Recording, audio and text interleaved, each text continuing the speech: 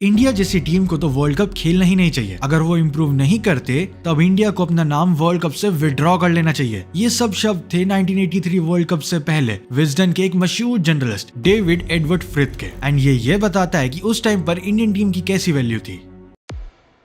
ये साल है 2025 और इंडियन क्रिकेट टीम अब इतनी स्ट्रांग हो चुकी है कि उसे हर टूर्नामेंट से पहले उस टूर्नामेंट का फेवरेट्स का दर्जा दिया जाता है। मगर ऐसा हमेशा से नहीं था। एक समय ऐसा भी था जब इंडियन टीम को वर्ल्ड कप खेलने के लिए भेजना भी बीसीसीआई के लिए एक बहुत बड़ा फाइनेंशियल लॉस हुआ करता था। एक टाइम था जब इंडियन क्रिकेट को वर्ल्ड क्रिकेट की सबसे कमजोर टीम्स में गिना जाता था। और तो और रेसिज्म का शिकार होकर इंडियन टीम के प्लेयर्स को लॉर्ड्स में घुसने की परमिशन भी नहीं दी जाती थी। पैसों के मामले में भी बीसीसीआई इतना कमजोर था कि वर्ल्ड कप जीतने के बाद प्लेयर्स को इनाम देने के लिए खुद लता मंगेशकर जी को एक कॉन्सर्ट करके फंड्स रेज करने पड़े थे, जिससे वो टीम के प्लेयर्स को 1 लाख का अवार्ड प्राइज दे पाए। वहीं बीसीसीआई हर प्लेयर को 25,000 तक ही दे पा रहा था। इतना बुरा हाल था बीसीसीआई का उस टाइम पर। मैं बात कर रहा हूँ 1980s की, जब इंडियन क्रिकेट, इंडिया की इकोनॉमी और देश की स्टेबिलिटी सब कुछ डिक्लाइन थी। देश में कम्युनल राइट्स, पॉलिटिकल अनरेस्ट, ये सब चीजें चल रही थी। और ऐसे माहौल में देशवासियों के बीच में देश प्रेम की भावना जगाई 1983 के वर्ल्ड कप में। एक ऐसा वर्ल्ड कप जिसने इंडियन क्रिकेट का इतिहास बदल के रख दिया। एक ऐसा वर्ल्ड कप जिसके शुरू होने से पहले ही इंडिया को बेकार टीम का दर्जा मिल चुका था।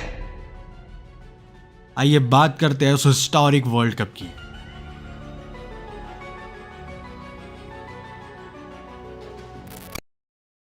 बाय द वे, रिसेंटली मेरे पास काफी ज्यादा डिमांड आ रही थी डिस्कॉर्ड सर्वर बनाने के लिए, सो हमने डिस्कॉर्ड सर्वर बना दिया for all type of cricket related discussions. अगर आपको ज्वाइन करना है तो आपको लिंक डिस्क्रिप्शन में मिल जाएगा, डू चेक आउट।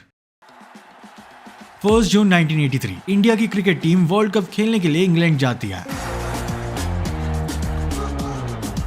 उस टाइम पर टीम के 4 मेन खिलाड़ी मोहिंदर अमरनाथ, मदन लाल, कीर्ति आजाद और टीम के कैप्टन कपिल देव, ये लोग पहले से ही इंग्लैंड में काउंटी क्रिकेट खेल रहे थे। अब इस टाइम पर इस टीम से कितनी उम्मीदें थी, इसका अंदाजा आप इसी बात से लगा सकते हो कि इस टीम के इंडिया जाने की रिटर्न टिकट्स सेमीफाइनल मैच से पहले ही करवा दिए गए थे, क्योंकि उस पॉइंट पर सबको पता था कि ये टीम कुछ ज्यादा नहीं कर पाएगी। इस 1983 वाले वर्ल्ड कप से पहले क्रिकेट के 2 और वर्ल्ड कप्स हो चुके थे एंड दोनों की विनर्स रही थी वेस्ट इंडीज की टीम। एंड इन दोनों ही वर्ल्ड कप की परफॉर्मेंस को मिलाकर इंडियन टीम ने टोटल एक ही टीम को हराया था, और वो थी ईस्ट अफ्रीका, जिनमें भी तंजानिया, केन्या, युगांडा और जाम्बिया में रह रहे इंडियंस ही खेल रहे थे। और इंडियन टीम को सब लोग एक वीक टीम की तरह देखते थे। एंड इवन इस 1983 वाले वर्ल्ड कप में भी इंडिया को वर्ल्ड कप जीतना तो छोड़ो, एक मैच जीतने के भी काबिल नहीं समझा जा रहा था। उस वर्ल्ड कप में इंडियन टीम के ग्रुप में न्यू कमर जिम्बाब्वे के अलावा क्रिकेटिंग जायंट्स ऑस्ट्रेलिया और वेस्ट इंडीज भी थे। इस ग्रुप को देखकर ही इंडिया का नॉकआउट्स खेलने के लिए क्वालिफाई करना भी इम्पॉसिबल लग रहा था, क्योंकि सबको पता था कि ऑस्ट्रेलिया और वेस्ट इंडीज इंडिया को ऊपर आने ही नहीं देंगे। लेकिन इन सब नेगेटिव्स के अलावा भी काफी पॉजिटिव्स थे, जैसे कि इंडियन टीम में सबसे बड़ा नाम था लिटिल मास्टर सुनील गावस्कर का। छोटी हाइट के सनी पाजी अपनी कमाल की बैटिंग के लिए पूरी दुनिया में फेमस हो चुके थे। एंड इवन वो 10,000 रन पूरे करने वाले दुनिया के सबसे पहले प्लेयर थे। वर्ल्ड कप से ठीक पहले फॉर्म में एक डिप आने की वजह से उन्हें कैप्टनसी से हटा दिया गया था। लेकिन इस सब के बावजूद इस वर्ल्ड कप में उन्हें इंडिया की इकलौती उम्मीद की तरह भी देखा जा रहा था, जो कि बताने को काफी है कि वो कितने ज्यादा अच्छे प्लेयर थे। लेकिन उनकी जगह पर इस बार टीम का कैप्टन बनाया गया था एक यंग प्लेयर कपिल देव को। अब बात करते हैं बाकी के स्क्वाड की। So finally border Gavaskar trophy का लास्ट मैच आ चुका है, जो कि 3 जनवरी से 7 जनवरी तक खेला जाने वाला है। एंड इस मैच में आपके पास एक बहुत अच्छा चांस है, जिसमें आप ये प्रेडिक्ट कर सकते हो कि इंडिया के लिए सबसे बेस्ट बैट्समैन कौन रहेगा। ये करना काफी इजी है। आपको जस्ट मेरे दिए गए लिंक से स्टेक पर रजिस्टर करना है एंड इस मैच में कौन टॉप बैट्समैन रहेगा ये प्रेडिक्ट करना है। एंड आप जीत सकते हो काफी अच्छे ऑड्स पर काफी अच्छा प्रॉफिट। तो देर किसका है, जाओ जाके स्टेक पर रजिस्टर करो और मेरा प्रोमो कोड क्रिकेटिक यूज करना मत भूलना। लिंक पिन कमेंट में मिल जाएगा। उनके अलावा टीम में थे न्यू गावस्कर कहलाए जाने वाले दिलीप वेंगसरकर, कमाल के अटैकिंग ओपनर के श्रीकांत, टीम के इकलौते wicket keeper Syed Kirmani, promising allrounder Ravi Shastri, middle order batsman late Yashpal Sharma, Sandeep Patil और कीर्ति आजाद, फास्ट बॉलर्स बलविंदर सिंह संधू, रॉजर बिनी, सुनील वालसन और मदन लाल। एंड टीम के वाइस कैप्टन थे मोहिंदर अमरनाथ। इस वर्ल्ड कप के शुरू होने से पहले इंडियन टीम के 4 मैचेस काउंटी टीम से अगेंस्ट करवाए गए थे, मगर टीम की हालत इतनी बुरी थी कि हम 4 में से 3 वार्म अप मुकाबले भी हार गए। ऑफ द फील्ड भी हमारी टीम के लिए टाइम काफी खराब चल रहा था, क्योंकि इंडियन टीम को इंग्लैंड में रेसिज्म का शिकार होना पड़ा था। क्योंकि जब इंडियन टीम के मैनेजर PR मान सिंह टीम के पासेस लेने के लिए ECB के हेडक्वार्टर्स जाते हैं, तब उन्हें लॉर्ड्स के स्टेडियम का एक्सेस तक नहीं दिया जाता। एंड इवन उन्हें बेइज्जत करते हुए ये कहा गया कि जब टीम इंडिया फाइनल्स पहुंचेगी तब फाइनल्स खेलने के लिए उन्हें पास दे दिया जाएगा। इस तरीके से डिग्रेड किया गया था इंडियन टीम के मैनेजर को 1983 का वर्ल्ड कप स्टार्ट होता है। उस वर्ल्ड कप में इंडियन टीम का पहला मैच ही माइटी वेस्ट इंडीज के खिलाफ था। उस पॉइंट तक वेस्ट इंडीज ने वर्ल्ड कप में एक भी मैच नहीं हारा था। वेस्ट इंडीज के पास उस टाइम पर 4 खतरनाक पेस बॉलर्स थे जो कि अपोजिशन के बैट्समैन को डराने के लिए काफी थे। एंड इवन इस पेस फैक्ट्री के अलावा उनके पास काफी खतरनाक बैट्समैन भी थे। Sir Clive Lloyd, sir Gordon Greenidge, Desmond Haynes और सर विवियन रिचर्ड्स इस टीम का पार्ट थे। इस मैच में पहले बैटिंग करते हुए इंडियन टीम की तरफ से यशपाल शर्मा ने 89 रन्स की काफी अच्छी पारी खेली, जिसकी मदद से इंडियन टीम का स्कोर 262 फॉर 8 तक जा चुका था। एंड अब वेस्ट इंडीज को जीतने के लिए चाहिए थे 263 रन्स। सबको ये लग रहा था कि वेस्ट इंडीज टीम इसे जीत जाएगी। आखिर इंडियन टीम है ही क्या चीज। लेकिन जब वेस्ट इंडीज टीम बैटिंग करने आती है तो उनके विकेट्स गिरते ही रहते हैं और ये विकेट्स की बारिश नहीं रुकती। एंड माइटी वेस्ट इंडीज की टीम 228 पर ऑल आउट हो जाती है और इंडियन टीम इस वर्ल्ड कप का पहला मैच 34 रन से जीत जाती है, और वो भी वेस्ट इंडीज को हरा के। वही वेस्ट इंडीज जो कि 2 वर्ल्ड कप से लगातार चैंपियन थी। वैसे तो ये वर्ल्ड कप का पहला ही मैच था, लेकिन इंडिया ने इस पहले मैच को ही जीतकर ये ऐलान कर दिया था कि इस बार ये टीम बस पार्टिसिपेट करने नहीं आई है बल्कि डोमिनेट करने आई है। इंडिया ने वेस्ट इंडीज को हराकर वो कर दिखाया जो इससे पहले किसी और टीम ने नहीं किया था। ग्रुप स्टेज के दूसरे मैच में इंडिया का सामना हुआ जिम्बाब्वे से। वो जिम्बाब्वे जो कि ऑस्ट्रेलिया की टीम को पहले मैच में हरा कर आ रही थी। हालांकि जिम्बाब्वे की टीम बहुत कमजोर थी और ये इस मैच में दिख भी गया। जिम्बाब्वे की टीम इंडिया के सामने टिकी नहीं पाई और केवल 156 के स्कोर पर ऑल आउट होने के बाद इंडियन टीम ने बिना किसी ऑब्स्टेकल के जिम्बाब्वे को वो मैच हरा दिया। इंडियन टीम और सभी फैंस काफी खुश थे। एक ऐसे वर्ल्ड कप में इतनी अच्छी शुरुआत जिसमें तुम्हें कंसीडर तक नहीं किया जा रहा था, ये एक बहुत बड़ी बात थी। लेकिन इंडिया ने भले इस टूर्नामेंट में बेहतरीन शुरुआत करी हो, मगर अभी मुश्किलें आनी बाकी थी। ऐसा मैं इसलिए कह रहा हूँ क्योंकि इंडियन टीम को एक बार फिर से ऑस्ट्रेलिया और वेस्ट इंडीज से भिड़ना था। एक तरफ हमारे अगले 2 मैच पावरफुल ऑस्ट्रेलिया और वेस्ट इंडीज से थे, तो वहीं दूसरी तरफ टाइम पर इंजरी से रिकवर ना करने के कारण सुनील गावस्कर को टीम के बाहर रहना पड़ा। मगर हमारी प्यारी मीडिया ने सबके सामने ये पोर्ट्रे किया कि सुनील गावस्कर को टीम से ड्रॉप कर दिया गया एंड उन्होंने इस झूठी खबर को छाप दिया, जिससे कैप्टन कपिल देव के ऊपर सवाल खड़े हो गए थे। ये अगले 2 मैच मानो रियलिटी चेक से थे। दोनों ऑस्ट्रेलिया और वेस्ट इंडीज ने इंडिया को पूरी तरीके से ह्यूमिलिएट किया। ऑस्ट्रेलिया वाले मैच में ट्रेवर चैपल की सेंचुरी के साथ ऑस्ट्रेलियन टीम ने हमें 162 रन से हराया, तो वहीं दूसरी तरफ वेस्ट इंडीज की तरफ से सर विव रिचर्ड्स की सेंचुरी के साथ वेस्ट इंडीज ने इंडिया को 66 रन से हराया। वेस्ट इंडीज वाले मैच के दौरान खून की प्यासी वेस्ट इंडीज की पेस फैक्ट्री ने शॉर्ट पिच लेंथ पर इंडियन बैट्समैन को खतरनाक तरीके से टेस्ट किया। सारी बॉल शॉर्ट पिच जा रही थी, जिसमें से एक बॉल सीधा जाकर दिलीप वेंसरकर के जॉ पर लग गई एंड इसके बाद उन्हें तुरंत हॉस्पिटल भी ले जाया गया। मगर मैच हारने से बुरी खबर तब आई जब हॉस्पिटल से दिलीप वेंसरकर की कंडीशन के बारे में पता लगा। उनका जॉ पूरे तरीके से खुल गया था, जिसकी वजह से उन्हें 7 स्टिचेस लगाए गए और इस इंजरी के कारण उन्हें बचे हुए पूरे वर्ल्ड कप से रूल आउट कर दिया गया। पहले सुनील गावस्कर का इंजरी की वजह से टीम से बाहर होना और अब दिलीप वेंसरकर का इंजर्ड होकर टीम से बाहर होना, इस सब से इंडियन टीम की सिचुएशन काफी खराब हो चुकी थी। लेकिन इंडियन टीम के पास अब भी मौका था सेमीफाइनल और फाइनल खेलने के लिए एंड उन्होंने इस मौके को जाने नहीं दिया। Match number 5 India versus Zimbabwe. ये मैच इंडिया के लिए एक डू और डाई मैच था। मतलब अगर इंडियन टीम इस मैच में जिम्बाब्वे को बड़े मार्जिन से नहीं हरा पाती तब इंडिया का सेमीफाइनल में जाना इम्पॉसिबल था। इस मैच के दिन बीबीसी ने स्ट्राइक करी हुई थी, जिसके कारण उस दिन ब्रॉडकास्टर्स नहीं थे, यानी कि इस मैच को रिकॉर्ड नहीं किया जा रहा था। इस मैच के साथ ही साथ लॉर्ड्स में 2 क्रिकेटिंग जायंट्स ऑस्ट्रेलिया और वेस्ट इंडीज के बीच भी मैच हो रहा था। अब इंडिया को अगर सेमीफाइनल खेलना था तो किसी भी हालत में इस मैच को जीतना था। लेकिन इस पॉइंट के बाद जो हुआ वो किसी ने भी नहीं सोचा था। इस मैच में इंडियन टीम पहले बैटिंग करने आती है एंड पहले बैटिंग करते हुए टीम इंडिया बुरी तरीके से कोलैप्स हो गई थी। इंजरी से कमबैक करे सुनील गावस्कर बिना खाता खोले पवेलियन लौट गए एंड उनके ओपनिंग पार्टनर के श्रीकांत भी ज्यादा टाइम तक क्रीज पर नहीं टिक पाए एंड फिर इसके बाद मोहिंदर अमरनाथ भी स्विंग होती हुई बॉल पर कॉट बिहाइंड हो गए और इस टाइम पर टीम का स्कोर था 6 फॉर 3 का।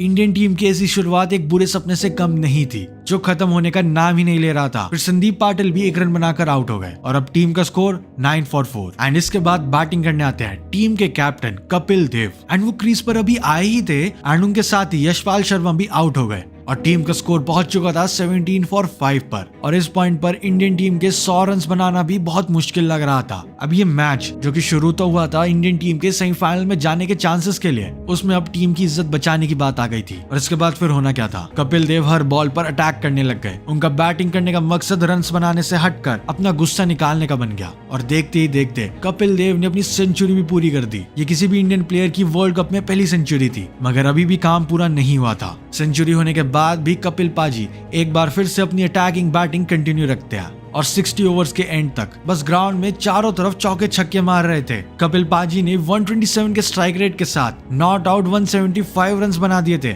जिसमें उन्होंने 16 चौके और 6 छक्के मारे थे। ये ओडीआई फॉर्मेट का उस टाइम का सबसे बड़ा इंडिविजुअल स्कोर था। कपिल देव सिंगल हैंडेडली वो मैच जिम्बाब्वे के हाथों से छीन लेते हैं और इंडियन टीम 266 रन बनाती है, जिसके जवाब में जिम्बाब्वे की टीम 235 पर ऑल आउट हो जाती है और इंडियन टीम वो मैच 31 रन से जीत जाती है। लेकिन बात यहाँ पर खत्म नहीं हुई थी। इंडियन टीम का अगला मैच एक वर्चुअल क्वार्टर फाइनल के बराबर था। अब था ग्रुप स्टेज का लास्ट मैच एंड एक बार फिर से हमारे सामने माइटी ऑस्ट्रेलिया खड़ी हुई थी। ग्रुप स्टेज के पिछले मैच में ऑस्ट्रेलिया ने इंडिया को 162 रन से हराया था, मगर आज इंडियन टीम का मूड कुछ और ही था। टीम इंडिया इस मैच में डरते हुए नहीं बल्कि रिवेंज लेने की माइंडसेट से आई थी। इस मैच में इंडिया पहले बैटिंग करते हुए 247 का एक रिस्पेक्टेबल टोटल बनाती है एंड अब उसके बाद काम था इंडिया के बॉलर्स का, जिसमें इंडिया के फास्ट बॉलर बलविंदर सिंह संधू, मदन लाल और रॉजर बिनी ने ऑस्ट्रेलिया को घुटने पर ला दिया और केवल 129 के स्कोर पर ऑस्ट्रेलियन टीम ऑल आउट हो गई और इस 118 रन की मैसिव मार्जिन के साथ इंडियन टीम ने वो कर दिखाया जिसने इंडिया में बैठे हर इंडियन को बिना डरे सपने देखने की हिम्मत दी। ये जीत कोई आम जीत नहीं थी। इस जीत का मतलब ये था कि इंडियन टीम पहली बार किसी क्रिकेट वर्ल्ड कप के सेमीफाइनल्स के लिए क्वालिफाई कर गई थी। अब कपिल देव की इस ब्रिगेड का सपना बस 2 मैचेस की दूरी पर था और अब पूरे इंडिया की नहीं बल्कि पूरी दुनिया की नजरें इस सेमीफाइनल मैच पर टिकी हुई थी, क्योंकि जो इंडियन टीम इससे पहले 2 वर्ल्ड कप्स में बस एक ही मैच जीती थी वो इस वर्ल्ड कप में सेमीफाइनल्स तक आ गई थी। सेमीफाइनल मैच था इंग्लैंड के अगेंस्ट। अब इस टूर्नामेंट के शुरू होने से पहले इंडियन क्रिकेट टीम से कुछ खास लगाव रखने वाले जर्नलिस्ट डेविड एडवर्ड फ्रिथ ने इंडियन टीम को वर्ल्ड कप से निकाल देने की बात कही थी। अब इंडियन टीम के शानदार परफॉर्मेंस के बाद डेविड फ्रिथ का एक बार फिर से बयान आया, जिसमें उन्होंने कहा कि इंडियन टीम वर्ल्ड कप नहीं जीतेगी। उन्होंने इस अच्छी परफॉर्मेंस को बस एक तुक्का बताया और कहा कि अगर इंडियन टीम वर्ल्ड कप जीतती है तब वो अपने वर्ड्स खाने को तैयार है। सेमीफाइनल्स का पहला मैच था इंडिया और इंग्लैंड के बीच, जो कि मैनचेस्टर में खेला जा रहा था। तो वहीं दूसरा मैच वेस्ट इंडीज और पाकिस्तान का था, जो कि ओवल में उसी टाइम पर खेला जा रहा था। इंडिया वर्सेस इंग्लैंड में इंग्लैंड की टीम पहले बैटिंग करने आती है। इंग्लैंड के ओपनर्स ने 69 रन की ओपनिंग पार्टनरशिप के साथ इंडियन टीम को बैकफुट पर धकेल दिया था। मगर हमारी ये इंडियन टीम भी कहां कम थी। इसके बाद इंडिया के बॉलर्स ने किसी भी इंग्लिश बैट्समैन को बड़े रन बनाने ही नहीं दिए।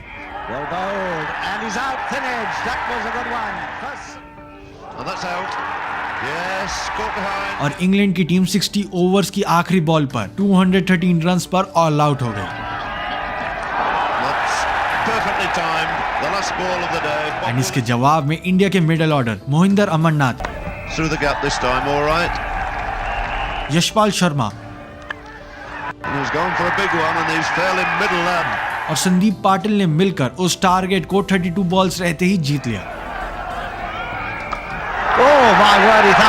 उस टाइम पर ज्यादा सिक्योरिटी ना होने की वजह से मैच की लास्ट बॉल्स पर यूजुअली पिच इन्वेजन का खतरा होता था। तो उस मैच में इस चीज का होने का खतरा देखते हुए इंग्लैंड के कैप्टन ने सभी फील्डर्स को ऑफ साइड पर ही लगा दिया, जिसके बाद संदीप पाटिल के शॉट मारते ही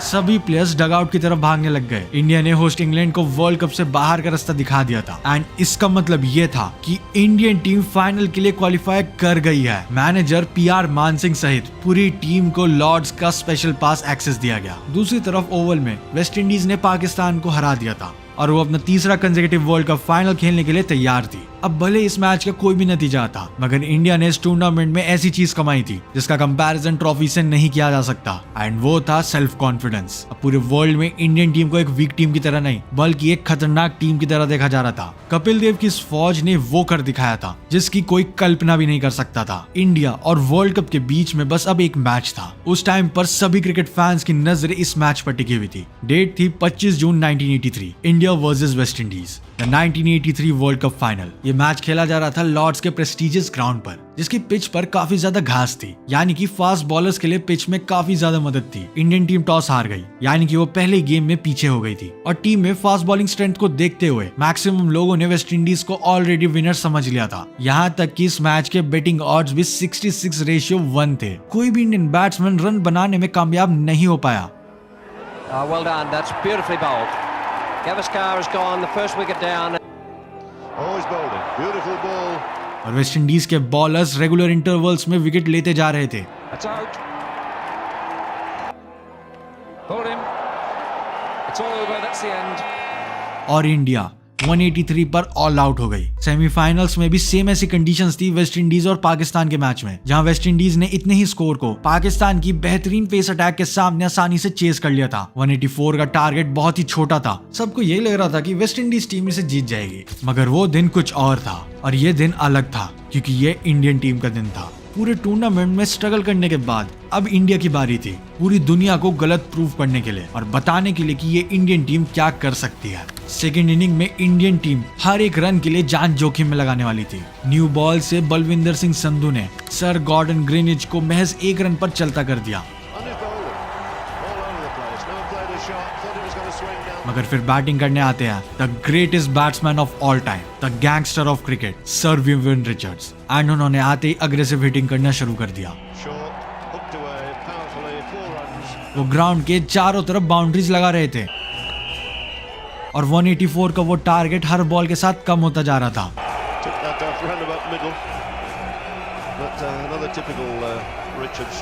एंड वेस्ट इंडीज 1 विकेट के नुकसान पर 50 रन तक पहुंच गया था, मगर उसके बाद 6 मारने की कोशिश में सर विव रिचर्ड्स ने बॉल को मिस टाइम किया और पीछे भागते हुए कपिल देव ने एक शानदार कैच पकड़ा।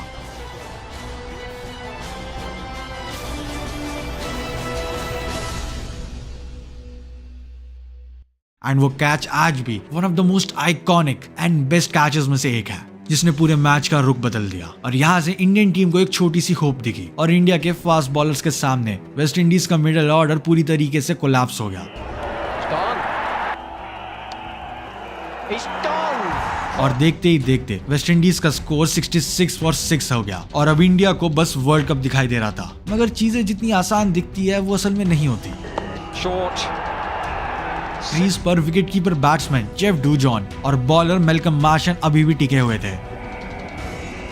183 का छोटा स्कोर बनाने के बाद इंडियन टीम वेस्ट इंडीज की तरफ से एक भी पार्टनरशिप अफोर्ड नहीं कर सकती थी। एंड इस मोमेंट पर कैप्टन कपिल देव ने अपना आखिरी कार्ड खेला। उन्होंने बॉल थमाई जिमी पाजी यानी कि मोहिंदर अमरनाथ को और ये सडन बॉलिंग चेंज इंडिया के इतना काम आया कि जिमी पाजी ने दोनों सेट बैट्समैन को आउट कर दिया और फिर वेस्ट इंडीज का स्कोर आ गया 140 फॉर 9 पर।